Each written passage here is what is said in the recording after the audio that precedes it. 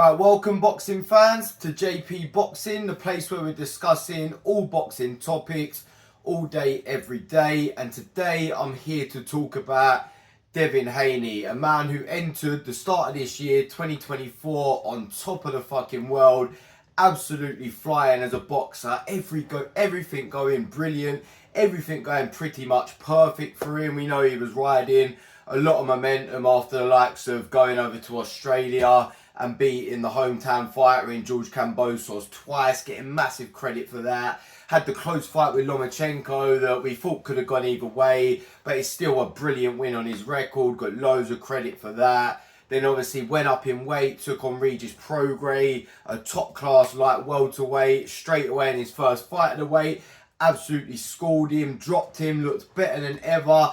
Everything was fucking perfect. Everything was going absolutely phenomenal for Devin Haney coming into this year. But then in April, he comes up against a guy called Ryan Garcia, who happened to be losing his fucking mind at the time, probably before the fight was even made, but it came clear to all of us watching as the build up to the fight got closer and closer that Ryan Garcia was absolutely off his fucking rocker. Nobody gave him a chance. Everyone was like, it's going to be an easy win, an easy cash grab for Devin Haney. He even said that himself. He said going into the fight, it's going to be the easiest money I've ever made beating this guy. You could tell he bought in. I'm not going to say bought in because it turns out now people said, oh, Ryan Garcia. Some people were saying he was putting it on. It became clear after the fight that he wasn't putting it on, but that's a whole different story for a whole different video, a whole nother day. Today we're talking about Devin Haney. Anyway, yeah, he went into that fight and the upset happened. He got absolutely battered. He took the first loss of his career at the time. We now know, obviously, after this, that Ryan Garcia has popped for PEDs and it's been turned into a no contest. But you have to be honest, the damage is done. He still looks like a damaged fighter.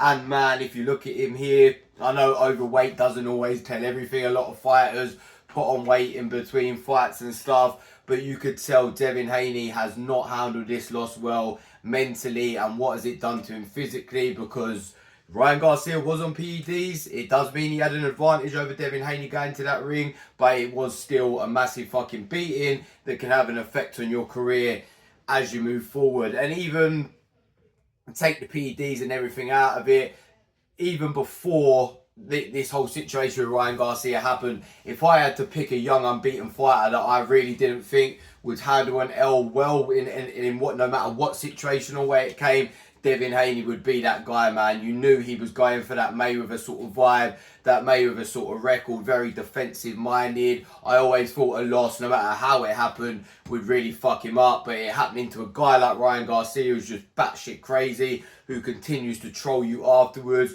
with the PEDs being thrown in there. And now, obviously, he's got the saving grace. He can tell himself it's a no contest. He can tell himself in his head that Ryan Garcia only won because of the roids or whatever he was taking. I forgot the name of it now.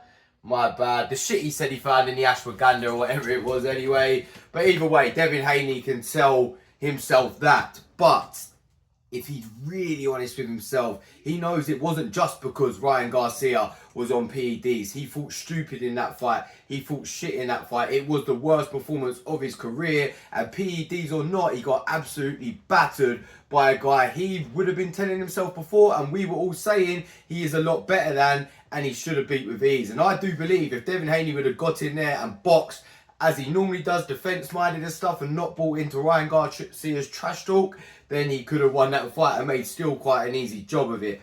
But that's hindsight. Here we are now. He made the mistakes. He's paid the price. And how big of a price is he going to pay? Because we're now 4 months later after he's lost to Ryan Garcia, and we haven't heard anything. We've heard a little through rumours of fights that could be happening and stuff, but he hasn't had a fight officially announced. We'll talk about the fight that's most likely that people are talking about in a minute, but there's still question marks over. All we've really seen of him is him on Twitter complaining, trying to get the loss turned to a win and to a no contest or whatever. But people saying, oh, it should be turned to a win. You can't turn it to a win when he still got absolutely battered, dropped, and got beat up the way he did. A no contest is fair, obviously, because Ryan Garcia was cheating going into the fight. But you can't say it's a win when he got fucking battered the way he did. So yeah, he's been complaining online, he's been talking in interviews, not seeming like he's in the right state of mind to be fighting right now, seeing like his confidence is absolutely shot to bits.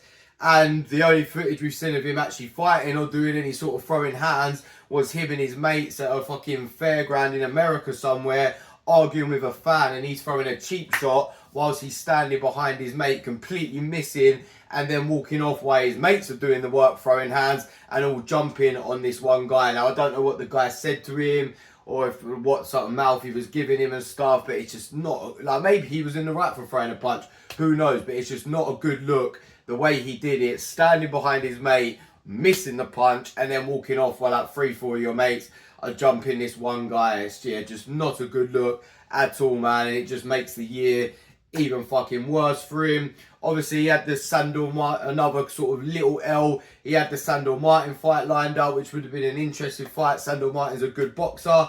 It went to purse bids, and he said, I don't like the money I'll be getting for that fight, and turned it down. Now, yes, he's been getting big paychecks in the past, and it was probably way less, but you've just took, I keep going to say took an L, but you're not the same brand and unbeaten. Well, again, technically you are unbeaten, but you haven't got that same image. You're not going to go straight into a fight now after what happened and get the same sort of pay, especially with a guy like Sandor Martin. Just get in the ring, get the couple mil you was being offered, and then obviously just get back to winning ways, get your confidence back, and then work back towards the big money fights. But anyway, he turned that down. He now has a potential fight lined up with Liam Parrow, the IBF light welterweight champion, who is a fighter who's absolutely flying right now after beating Subriel Matias recently in a fight he was a massive underdog in. Matias was a guy people were saying Devin Haney, and not just Devin Haney, but a lot of the top fighters at light welterweight were avoiding. Liam Parrow didn't avoid him. He got in there and beat him up. Devin Haney obviously feels this is a fight he can win, and obviously getting the right sort of money for, because apparently he originally said yes to this, and he said, and I think there was rumours of him going back over to Australia. Obviously he beat Kambosos there twice. He probably thinks I can go over there, beat Liam Parrow, no problem. Liam Parrow isn't spectacular. He's a good, solid, world-class fighter, 25-0, 15 KOs. But I think Devin Haney at his best will absolutely school him. If he gets anywhere near his best, I still think he can beat Liam Parrow. The only way I see him losing to Liam Parrow is if he's absolutely shot to bits now and he gets caught on the chin and crumbles or something like that. But anyway, the fight might not even be happening now, because obviously we know with the IBF they have a rehydration clause a lot of the time, and apparently Devin Haney, looking at him here, you can probably fucking understand it, said, I'm not sure now because of the rehydration clause. I think it's £10 if I'm right with the IBF.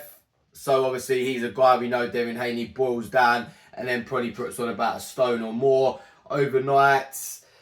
It's rules, man. That's what I've got to say. It's fucking rules. If you want to fight for the IBF world title, you've got to follow the rules. So they have that rehydration clause. You got to fucking do it. £10 is still a lot to put on overnight. If you can't handle only putting on £10 on after the weigh into the fight, then go up in weight, which is what I think we might actually see Devin Haney do here. I think we might see him say goodbye to light welter like he did to lightweight. How the fuck was he making lightweight when you look at the size of him? And just go straight up to welter, feel more solid and strong at the weight. Welterweight is wide open right now. Obviously, you've got Jaron Ennis. He's struggling to get fights. The other champions, Stanionis, Barrios and Brian Norman Jr. Fucking hell, man. He could beat all of them with ease if he gets back to his best. But then they're going to carry more power up at welterweight. He was always worried about getting hit before the Ryan Garcia thing happened. He was always a bit too defensive, Devin Haney. I believe now, no matter who he fights next, what the Ryan Garcia loss or the Ryan Garcia beating, again I can't say loss now, beating will really do to Devin Haney, I can guarantee. You know, the really defensive Devin Haney that people complained about a little bit when he was holding for no reason against Linares and stuff like that. We'll see him go back to that now, because I think this shit would have really shook him up. Not just the fact that he's worried about getting hurt, more worried about getting caught and losing again. I think this is going to really thrown him off mentally. I think he'll really go back and revert to as defensive as can be now. And yeah, no matter who he fights, I think that's the Devin Haney we'll get moving forward. Do I think he can get back to his absolute best? We're going to have to see. There's only one place you can find that out, and that's inside the ring. Liam Parrow is a good fight to test that out, and then before you get back in there with the likes of Teofimo Lopez or a Ryan Garcia rematch down the line, or a Shakur Stevenson or a Javante Davis or a Jerome Ennis. Like, I'd get in there and test the waters with a Liam Parrow or someone like that first if I was him. But I do believe, I'm going to be honest here, it might be a bold claim. I think he'll struggle to get back to the top, Devin Haney. I think his confidence has been shot to bits. I think he's been affected mentally, probably physically for some of the shots he was taking in that Ryan Garcia fight too. So I think it's a long road back for him, man. He's got the ability to do it, but has he got the mentality to do it? We shall see. But as of right now, I would say he'll struggle to get back into the top 10 pound for pound, and I think we'll see him lose again in the next year or so if he gets back to fighting the best. I think Ryan Garcia's found his weaknesses, made him more vulnerable now. But yeah, hey ho, I hope he proves me wrong. He seems like a guy who loves the sport, Devin Haney. He's obviously going for a bit of a struggling time right now, but it's the fight game, man. If you ain't mentally tough, it will fuck you up. But yeah, let's just see where he goes. Over to you guys now. Let me know what you want to see Devin Haney do next, who you want to see him fight. Is it Liam Parrow at light welter? Do you want to see him jump straight back in with the best at light welter, like Teofimo Lopez and people like that? Or do you want to see him go up in welterweight, which I think is the most likely thing he will do next? And do you think he can get back to being a pound for pound contender? That's the most important question. Can Devin Haney get back to his best? Let me know your thoughts, fight fans. Hit me up in the comment section below. Debate with me, chat with me all the time. Always talking boxing here at JP Boxing with you guys, fellow boxing fans. And if you like my videos, please like and subscribe, people. Thank you.